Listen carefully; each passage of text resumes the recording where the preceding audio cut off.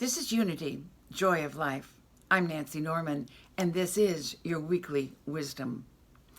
If we want to experience miracles in our lives, then we need to make sure that our thinking is in alignment with what we want to experience. There's an old saying that says, if I think the same as I've always thought, I'll get the same as I've always got. That is the truth. If I think the same as I've always thought, then I'll get the same as I've always got. We've learned that all thought is creative. That means negative and positive. So for me, it's decision time. I think it's decision time for all of us.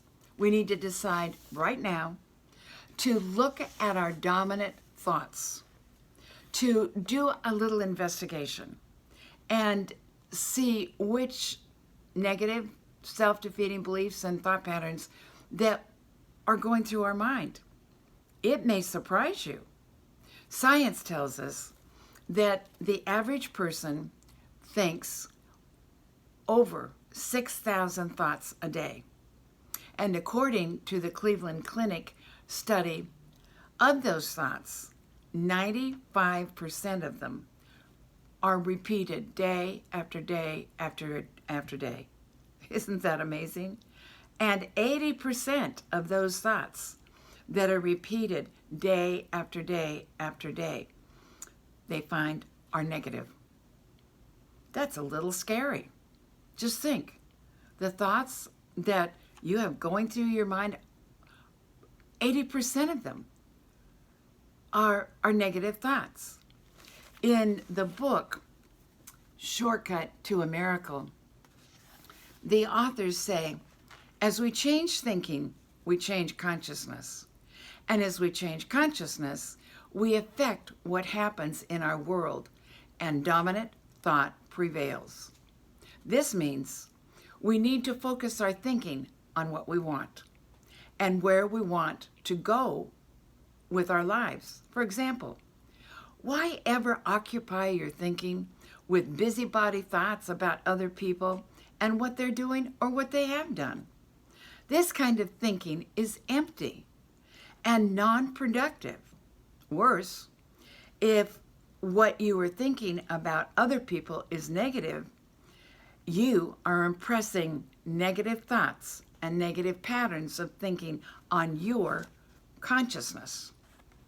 Your thinking needs to be consistent and correspond with your intention, with your miracle. Negative thinking about anything does not correspond with anyone's miracle.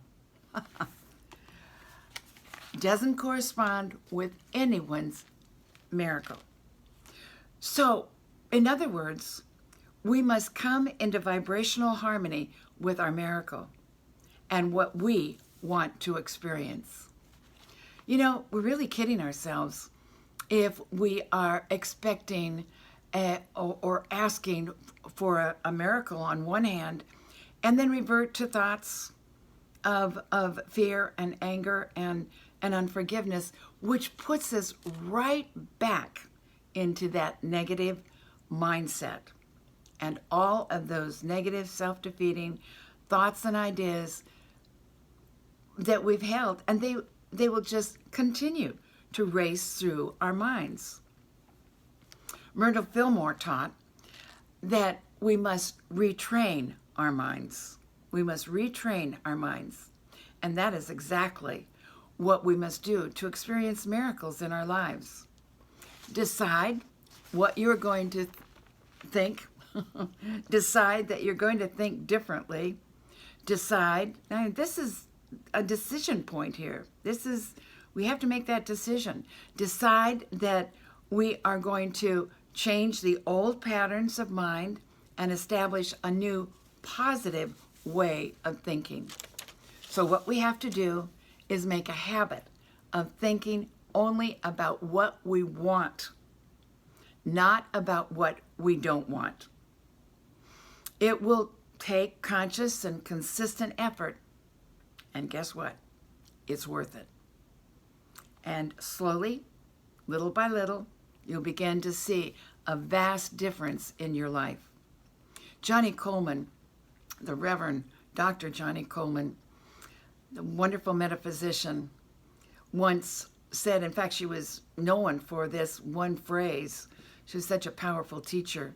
She said, "You are the thinker that thinks the thoughts that make the things." We're responsible for our lives. So let's make a habit of thinking only about what we want to experience, not about what we do not want to experience. You're on your way to a miracle. Change your thinking and change your life. Dominant thought prevails.